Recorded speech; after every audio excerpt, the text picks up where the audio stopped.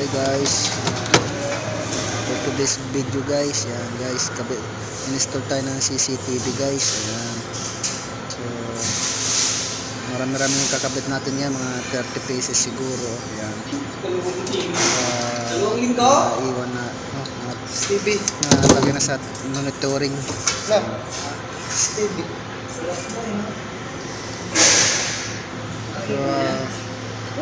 mahirapan mo gusto mo kasi lagi pa sa RG45 yung ano. Dapat hindi lang dapat electric yung kuryente na trabaho natin, dapat alam din natin yung sa trabaho para tulad ito CCTV kung paano mag-install o mag-wiring. Yun lang guys, pa-support na lang yung YouTube channel natin guys. Yan. Sa kanila ba? Yung naglayas. Isa, mabibilihan ko na nagasama na sa isang ka. Pero kung may malapit lang na naman sa akin, yung gilingan, yung rest, ano mo, itayo mo yung sa baba mo yung ilaw. Baba yan, no?